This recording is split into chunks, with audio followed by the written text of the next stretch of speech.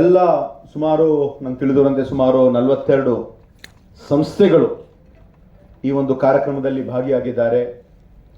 ಇಲ್ಲಿ ಬಂದಿರುವಂಥ ತಮ್ಮೆಲ್ಲರಿಗೂ, ಮಾಧ್ಯಮದ ಮಿತ್ರರಿಗೂ ಮತ್ತು ವಿಶೇಷವಾಗಿ ಬೇರೆ ಬೇರೆ ಕಡೆಯಿಂದ, ಬೆಂಗಳೂರಿಂದ ಹಾಗೂ ಬೇರೆ ಬೇರೆ ಜಿಲ್ಲೆಯಿಂದ ಬಂದಿರುವಂಥ ಎಲ್ಲ ಗಣ್ಯಮಾನ್ಯರಿಗೆ ತಮ್ಮೆಲ್ಲರೂ ಕೂಡ ನನ್ನ ಹೃತ್ಪೂರ್ವಕವಾದ ನಮಸ್ಕಾರಗಳು. ಈ ಒಂದು ಕಾರ್ಯಕ್ರಮ ಎಡುಕಾನ್ 2024 ಕೊಲಾಬ್ರೇಟ್ ಟು ಎಜುಕೇಟ್ ಅಂತ ನಮ್ಮ ಎಜುಕೇಷನ್ ಕಮಿಷನರ್ ಆಗಿರುವಂಥ ಆಕಾಶ್ ಅವರು ಸುಮಾರು ದಿನಗಳಿಂದ ನನಗೆ ಹೇಳ್ತಾ ಇದ್ರು, ಈ ಒಂದು ಕಾರ್ಯಕ್ರಮದಲ್ಲಿ ತಾವು ಭಾಗಿಯಾಗಬೇಕು. ಇವತ್ತು ನಮ್ಮ ಮಾನ್ಯ ಮಂತ್ರಿಗಳಾಗಿರುವಂಥ ಮಧು ಬಂಗಾರಪ್ಪ ಅವರು ಕೂಡ ನಮ್ಮ ಜೊತೆ ಇರಬೇಕಾಗಿತ್ತು. ಆದರೆ ಅನಿವಾರ್ಯ ಕಾರಣಗಳಿಂದ ಅವರು ಬೆಂಗಳೂರಲ್ಲಿ ಇರ್ತಕ್ಕಂಥ ಕೆಲವು ಸಭೆಗಳಿಗೋಸ್ಕರ ಅವರು ಇಲ್ಲಿ ಬರೋದಕ್ಕಾಗಿಲ್ಲ. ನಾವು ಮತ್ತು ಅವರೆಲ್ಲ ಜೊತೆಯಾಗಿ ನಾವು ಬರೋರಿದ್ವಿ. ಆದರೆ ಇಂತಹ ಒಂದು ಒಳ್ಳೆಯದಾದ ಒಂದು ಕಾರ್ಯಕ್ರಮದಲ್ಲಿ ನಾನು ಭಾಗಿಯಾಗಲೇಬೇಕು. ಇವತ್ತು ನಮ್ಮದು ಕೂಡ ಕೆಲವು ಮೀಟಿಂಗ್ಸ್ ಇದ್ದಿದ್ದು ಇಲ್ಲ, ಇದು ಎಜುಕೇಷನ್ ಇದೆ, ಶಿಕ್ಷಣ ಇದೆ, ನನ್ನ ಹೃದಯಕ್ಕೆ ಬಹಳ ಹತ್ತಿರವಾಗಿದ್ದು, it's very close to my heart. ಆ ಒಂದು ಕಾರಣಕ್ಕಾಗಿ ನಾನು ಇವತ್ತಿನ ದಿವಸ ಈ ಒಂದು ಕಾರ್ಯಕ್ರಮದಲ್ಲಿ ಭಾಗಿಯಾಗುವುದಕ್ಕೆ ಬಂದಿದ್ದೇನೆ.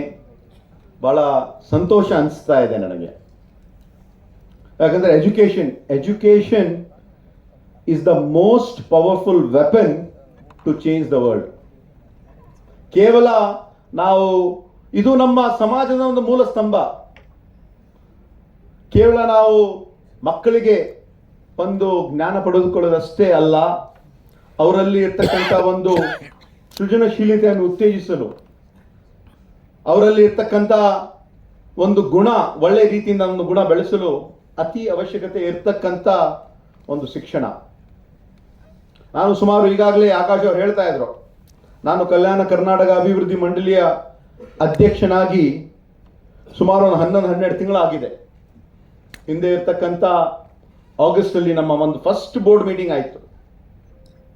ಅಂತಹ ಒಂದು ಸಂದರ್ಭದಲ್ಲಿ ನಾನು ಮೊಟ್ಟ ಮೊದಲಿಗೆ ನಾನು ಎಲ್ಲರಿಗೂ ಏನು ಹೇಳಿದೆ ಅಂದರೆ, ಮೊದಲ ಮೀಟಿಂಗಲ್ಲಿ ನಾನು ಹೇಳಿದೆ, ಈ ಒಂದು ಕಲ್ಯಾಣ ಕರ್ನಾಟಕ ಅಭಿವೃದ್ಧಿ ಮಂಡಳಿಯಲ್ಲಿ ಇರ್ತಕ್ಕಂಥ ಏನು ನಮ್ಮ ಮಾನ್ಯ ಮುಖ್ಯಮಂತ್ರಿಗಳು ಸನ್ಮಾನ್ಯ ಸಿದ್ದರಾಮಯ್ಯ ಅವರು ಈ ಒಂದು ಭಾಗಕ್ಕೆ 3,000 ಕೋಟಿ ಅನುದಾನವನ್ನು ನೀಡಿದರು. ನಾವು ಕಡ್ಡಾಯವಾಗಿ ಕನಿಷ್ಠ 25% ಹಣ, ಅಂದರೆ ಸುಮಾರು 750 ಕೋಟಿ 3,000 ಕೋಟಿಯಲ್ಲಿ ನಮ್ಮ ಕಲ್ಯಾಣ ಕರ್ನಾಟಕ ಅಭಿವೃದ್ಧಿ ಈ ಒಂದು ಭಾಗದಲ್ಲಿ ಇರ್ತಕ್ಕಂಥ ಸುಮಾರು 7 ಜಿಲ್ಲೆ 41 ಶಾಸಕರೇನಿದ್ದಾರೆ, ತಾವು ಕಡ್ಡಾಯವಾಗಿ 25% ಹಣ ಶಿಕ್ಷಣಕ್ಕಾಗಿ ತಾವು ಅಳವಡಿಸ್ಕೊಳ್ಬೇಕು, ಖರ್ಚು ಮಾಡಲೇಬೇಕು ಅಂತ ಒಂದು ಆದೇಶನ ಹೊರಡಿಸಿದ್ದೀವಿ. 2023-24 ಶೈಕ್ಷಣ ವರ್ಷ ಅಂತ ನಾವು ಘೋಷಣೆ ಮಾಡಿದ್ದೀವಿ. ಅದಲ್ಲದೆ 2024-25 ಕೂಡ ನಾವು ಶೈಕ್ಷಣಿಕ ವರ್ಷ ಅಂತ ನಾವು ಘೋಷಣೆ ಮಾಡಿದ್ದೀವಿ. ಯಾವುದಾದ್ರೆ ಒಂದು ಹೋಬಳಿ ಆಗಲಿ, ತಾಲೂಕಾ ಆಗಲಿ, ಒಂದು ಜಿಲ್ಲಾ, ಒಂದು ಭಾಗ ಅಭಿವೃದ್ಧಿ ಆಗಬೇಕಂದ್ರೆ ಶಿಕ್ಷಣಕ್ಕೆ ಹೆಚ್ಚು ಒತ್ತು ನಾವು ಕೊಡಲೇಬೇಕಾಗ್ತದೆ, ನಾವು ಮಾಡಲೇಬೇಕಾಗ್ತದೆ. ಆ ಒಂದು ರೀತಿಯಿಂದ ಇವತ್ತು ನಾವೆಲ್ಲರೂ, ಎಲ್ಲ ನಮ್ಮ ಈ ಒಂದು ಭಾಗದಲ್ಲಿ ಇರ್ತಕ್ಕಂಥ 7 ಮಂತ್ರಿಗಳಾಗಲಿ, ನಮ್ಮ ಶಾಸಕರಿಗಾಗಲಿ, ಎಲ್ಲರ ಜೊತೆ ನಾವು ಮಾತಾಡಿ ತಾವು ಮಾಡ್ತಕ್ಕಂಥ ಇವತ್ತು ಬಹಳ ವಿನೂತನವಾದ ಒಂದು ಕಾರ್ಯಕ್ರಮ. ಆಕಾಶ್ ಅವರು ತಮ್ಗೆ ಹೇಳಿದ್ರು, ನಮ್ಮ ಕಲ್ಯಾಣ ಕರ್ನಾಟಕ ಭಾಗದಲ್ಲಿ ಇರ್ತಕ್ಕಂಥ ಸುಮಾರು 9,249 ಶಾಲೆಗಳು, ಸರ್ಕಾರಿ ಶಾಲೆಗಳು. ಅದರಲ್ಲಿ ಈ ವರ್ಷ 47 ಶಾಲೆ, ಹಿಂದೆ ನಾವು ಏನು ಪ್ರಾಥಮಿಕ ಶಾಲೆಯ ಒಂದು ಪೂರಕವಾಗಿ, ಒಂದು ಶಾಲೆ ಪೂರಕವಾಗಿ UKG LKG ಶಾಲೆಗಳನ್ನು ನಾವು ಪ್ರಾರಂಭ ಮಾಡ್ತಾ ಇದ್ದೀವಿ. ಈ ಬಾರಿ ನಾವು 1,008 ಶಾಲೆಗಳನ್ನು ನಾವು ಮಾಡ್ತಾ ಇದ್ದೀವಿ. ಇದು ಶಿಕ್ಷಣ ಇಲಾಖೆ ಹಾಗೂ KKRDB ಸಹಭಾಗಿತ್ವದಿಂದ ನಾವು ಮಾಡ್ತಾ ಇದ್ದೀವಿ. ಇದರಿಂದ ಜನರಿಗೆ ಅನುಕೂಲ ಆಗ್ತದೆ. ಇದು ಯಾಕೆ ಮಾಡ್ತಾ ಇದೀವಿ ಅಂತ ಬಹಳಷ್ಟು ಚರ್ಚೆ ಆಯಿತು, ಬಹಳಷ್ಟು ವಿರೋಧ ಕೂಡ ಆಯಿತು. ನಮ್ಮ ಎಲ್ಲ ಅಂಗನವಾಡಿ ಕಾರ್ಯಕರ್ತರು ಅವರೆಲ್ಲ ಬಹಳ ಒಂದು ದೊಡ್ಡ ಪ್ರತಿಭಟನೆ ಎಲ್ಲ ಮಾಡಿದ್ದು ಬಹುಶಃ ತಾವು ಎಲ್ಲ ಕಡೆ ಮಾಧ್ಯಮದಲ್ಲಿ ನೋಡಿರ್ಬೋದು. ನಾವು ಅವ್ರ ವಿರುದ್ಧ ಏನು ಮಾಡ್ತಾ ಇಲ್ಲ. ನಾವು ಮಾಡ್ತಕ್ಕಂಥ ಯಾವೊಂದು ರೀತಿಯಿಂದ ನೀವು ಎಲ್ಲರೂ ಕೂಡ ನಮ್ಮ ಮಕ್ಕಳಿಗೆ ನಾವು ಕಾನ್ವೆಂಟ್ ಕಳಿಸ್ತೀವಿ, ನರ್ಸರಿ ಓದೋಕ್ಕೆ ಒಂದು ಅವಕಾಶವನ್ನು ಕೊಡ್ತೀವಿ. ಆದರೆ ಹಳ್ಳಿಯಲ್ಲಿ ಇರ್ತಕ್ಕಂಥ ಜನರಿಗೆ ಅದು ಅವಕಾಶ ಇಲ್ಲ. ಅವರು ಅಂಗನವಾಡಿಗೆ ಕಳಿಸ್ಬೇಕಾಗ್ತದೆ, ನಂತರ ಅವರು ಫಸ್ಟ್ ಸ್ಟ್ಯಾಂಡರ್ಡ್ಗೆ ಕಳಿಸ್ತಾರೆ. ಆದರೆ ಹಳ್ಳಿಯಲ್ಲಿರ್ತಕ್ಕಂಥ ಜನರು ಕೂಡ, ಯಾಕಂದರೆ ಕಲ್ಯಾಣ ಕರ್ನಾಟಕ ಭಾಗದಲ್ಲಿರ್ತಕ್ಕಂಥ ನಮ್ಮ ಸೆನ್ಸಸ್ ಸುಮಾರು 7 ಜಿಲ್ಲೆಯಲ್ಲಿ 1,12,83,346 ಜನಸಂಖ್ಯೆ ಇದೆ. ಅವ್ರಿಗೆಲ್ಲರಿಗೂ ಕೂಡ ಒಂದು ಅವಕಾಶ ಮಾಡಿಕೊಡ್ಬೇಕಂದ್ರೆ ಅವರು ತಮ್ಮ ಮಕ್ಕಳಿಗೆ ಒಂದು UKG LKG ಕಳಿಸ್ತಕ್ಕಂಥ ಒಂದು ಅವಕಾಶ ನೀಡಬೇಕು ಅಂತ ಈ ಒಂದು ಕಾರ್ಯಕ್ರಮ ಇವತ್ತು ಈ ಒಂದು ಶಿಕ್ಷಣ ಇಲಾಖೆ ಮತ್ತು ಕಲ್ಯಾಣ ಕರ್ನಾಟಕ ಅಭಿವೃದ್ಧಿ ಮಂಡಳಿ ವತಿಯಿಂದ ನಾವು ಮಾಡ್ತಾ ಇದ್ದೀವಿ. ಇದಕ್ಕೆಲ್ಲರ ಒಂದು ಜನರ ಒಂದು ಸಹಕಾರ ಬೇಕಾಗ್ತದೆ. ಯಾಕಂದ್ರೆ ಕೇವಲ ಜನಪ್ರತಿನಿಧಿಗಳಾಗ್ಲಿ ಅಧಿಕಾರಿಗಳಾಗ್ಲಿ ನಾವು ಎರಡು ಸೇರಿ ನಾವು ಮಾಡ್ಬೇಕಂದ್ರೆ ಯಾವುದು ನಾವು ಬದಲಾವಣೆ ತಗೊಂಡು ಬರೋದಕ್ಕೆ ಸಾಧ್ಯ ಇಲ್ಲ. ಎಲ್ಲರೂ ಜೊತೆಯಾಗಿ ಒಟ್ಟಾಗಿ ಕೆಲಸ ಮಾಡಿದ್ರೆ ಅದು ಸಾಧ್ಯ ಆಗ್ತದೆ. ಅದರ ಜೊತೆಯಾಗಿ ಬಹುಶಃ ಸುಮಾರು 872 ಶಾಲೆಗಳಲ್ಲಿ ಬೈಲಿಂಗ್ವಲ್ ಕ್ಲಾಸಸ್ ನಾವು ಸ್ಟಾರ್ಟ್ ಮಾಡ್ತಾ ಇದ್ದೀವಿ. ದ್ವಿಭಾಷೆ ಬೈಲಿಂಗ್ವಲ್ ಕ್ಲಾಸಸ್ ಅದನ್ನು ಕೂಡ ಮಾಡ್ತಾ ಇದ್ದೀವಿ. ಯಾಕಂದ್ರೆ ಜನರಿಗೆ, ಹಳ್ಳಿಯಲ್ಲಿರ್ತಕ್ಕಂಥ ಜನರಿಗೂ ಕೂಡ ಕೇವಲ ಕನ್ನಡದಷ್ಟೇ ಅಲ್ಲ ಇಂಗ್ಲಿಷಲ್ಲೂ ಹೋಗ್ತಕ್ಕಂಥ ಒಂದು ಅವಕಾಶ ಸಿಗಬೇಕು. ಸುಮಾರು 306 NSQF ಒಂದು ಶಾಲೆಗಳಿಗೆ ಅದನ್ನು ಕೂಡ ಪ್ರಾರಂಭ ಮಾಡ್ತಾ ಇದ್ದೀವಿ. ಅದರಿಂದ ಏನು ಅನುಕೂಲ ಆಗ್ತದೆ ಅಂದ್ರೆ, ಈಗಾಗಲೇ ಆಕಾಶ್ ಅವರು ಬಹಳ ಒಳ್ಳೆಯ ರೀತಿಯಿಂದ ಹೇಳಿದ್ರು, PUC ಯಲ್ಲಿ ಓದ್ತಕ್ಕಂಥ ಕಲ್ಯಾಣ ಕರ್ನಾಟಕ ಭಾಗದಲ್ಲಿ ಕೇವಲ 2500 ಸ್ಟೂಡೆಂಟ್ಸ್ಗಳು, ವಿದ್ಯಾರ್ಥಿಗಳು. ಆದರೆ ಅದೇ ತಾವು ಮೈಸೂರು ವಿಭಾಗದಲ್ಲಿ ನೋಡಿದ್ರೆ 67,000, ಬೆಂಗಳೂರಲ್ಲಿ ಸುಮಾರು 1,40,000 ವಿದ್ಯಾರ್ಥಿಗಳು computers, information science and technology, artificial intelligence ಅದೆಲ್ಲ ಅವರು ಓದ್ತಾ ಇದ್ದಾರೆ. ನಾವು ಕೂಡ ನಮ್ಮ ಭಾಗದಲ್ಲಿ ಇರ್ತಕ್ಕಂಥ ಜನರಿಗೆ ನಾವು ಅನುಕೂಲ ಮಾಡಬೇಕು ಅಂತ ನಾವು ಮಾಡ್ತಾ ಇದ್ದೀವಿ.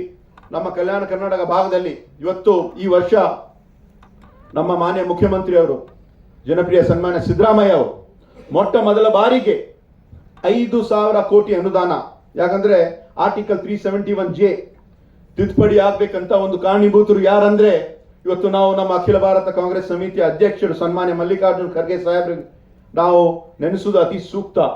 ನಮ್ಮ ತಂದೆಯವರಾಗಿರುವಂತಹ ದಿವಂಗತ ಧರಮ್ ಸಿಂಗ್ ಸಾಹೇಬ್ ಅವ್ರಿಗೂ ಕೂಡ ನಾನು ನೆನೆಸುವುದು ಅತಿ ಸೂಕ್ತ ಅಂತ ನಾನು ಹೇಳಲು ಇಷ್ಟಪಡುತ್ತೇನೆ. ಇವತ್ತು ನಮ್ಮ ಮಾನ್ಯ ಮುಖ್ಯಮಂತ್ರಿ ಅವರು 5,000 ಕೋಟಿ ಕಲ್ಯಾಣ ಕರ್ನಾಟಕ ಅಭಿವೃದ್ಧಿ ಮಂಡಳಿಗೆ ಈ ಒಂದು ಭಾಗಕ್ಕೆ ಅನುದಾನವನ್ನು ಬಿಡುಗಡೆ ಮಾಡಿದ್ದಾರೆ. ಅದರಲ್ಲಿ ಈ ಬಾರಿಯೂ ಕೂಡ ಅದರಲ್ಲಿ ಕನಿಷ್ಠ 25% ಹಣ ತಾವು ಶಿಕ್ಷಣಕ್ಕೆ ಮಾಡಲೇಬೇಕು ಅಂತ ನಾವು ಎಲ್ಲ ಶಾಸಕರಿಗೆ, ಮಾನ್ಯ ಮಂತ್ರಿಗಳಿಗೆ ನಾವು ಹೇಳಿದ್ದೀವಿ.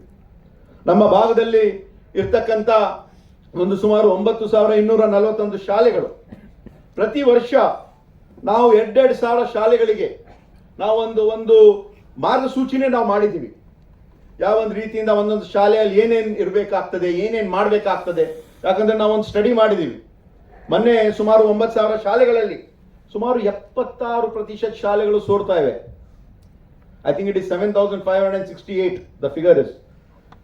ಅಷ್ಟೊಂದು ಶಾಲೆಗಳಲ್ಲಿ ಬಹಳ ಎಲ್ಲ ಅಲ್ಲಿ ಲೈಟಿನ ವ್ಯವಸ್ಥೆ ಇಲ್ಲ, ಡೆಸ್ಕ್ಸ್ ಇಲ್ಲ, ಮತ್ತೆ ಅಲ್ಲಿ ಸರಿಯಾದ ರೀತಿಯಿಂದ ಬೋರ್ಡ್ ಇರಲ್ಲ, ಮತ್ತೆ ಕಿಟಕಿ ಇರಲ್ಲ.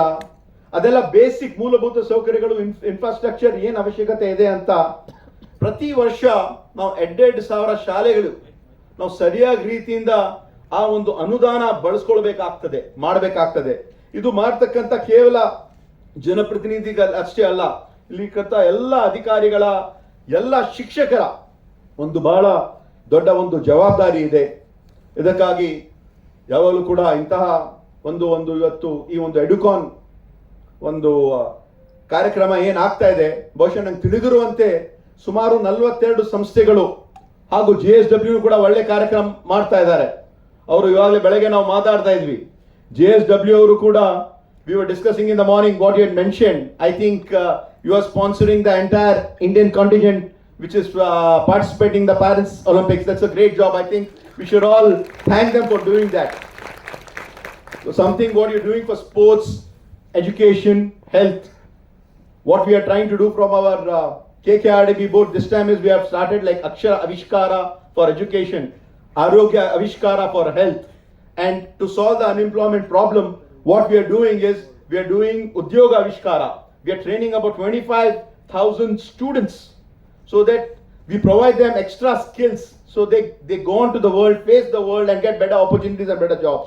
ಅದೇ ಒಂದು ರೀತಿಯಿಂದ ಮಿನಿ ವಿಧಾನಸೌಧಗಳಾಗಲಿ ಮತ್ತೆ ಎಲ್ಲ ಬೇರೆ ಬೇರೆ ಎಲ್ಲ ಇಲಾಖೆಗಳಿಗೆ ಅನುಕೂಲ ಮಾಡ್ತಕ್ಕಂಥ ಒಂದು ಪ್ರಯತ್ನವನ್ನು ನಾವು ಮಾಡ್ತಾ ಇದ್ದೀವಿ.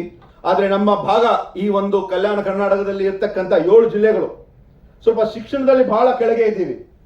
ತಾವು ಒಂದು 10th ಸ್ಟ್ಯಾಂಡರ್ಡ್ ಎಕ್ಸಾಮ್ಸ್ಗಳಾಗಲಿ ಮತ್ತೆ ಬೇರೆ ಬೇರೆ ರೀತಿಯಿಂದ ಸೆಕೆಂಡ್ PUC ರಿಸಲ್ಟ್ಸ್ ನಾವು ನೋಡಿದ್ರೆ ಬಹಳ ಒಂದು ಕೊನೆ ಹಂತದಲ್ಲಿದ್ದೀವಿ. ಆದರೆ ಯಾವುದಾದ್ರೂ ಒಂದು ಪರಿವರ್ತನೆ ಆಗಬೇಕು ಅಂದರೆ ಅದು 1 ವರ್ಷ 1 ತಿಂಗಳಲ್ಲಿ ಸಾಧ್ಯ ಇಲ್ಲ. ಸುಮಾರು ಒಂದು 3 ರಿಂದ 5 ವರ್ಷ ಹಿಡಿತದೆ. ನಾವೊಂದು ಪ್ರಾಮಾಣಿಕವಾದ ಒಂದು ಪ್ರಯತ್ನ ನಮ್ಮ ಕಲ್ಯಾಣ ಕರ್ನಾಟಕ ಅಭಿವೃದ್ಧಿ ಮಂಡಳಿ ಮತ್ತು ಶಿಕ್ಷಣ ಇಲಾಖೆಯಿಂದ ನಾವು ಮಾಡ್ತಾ ಇದ್ದೀವಿ.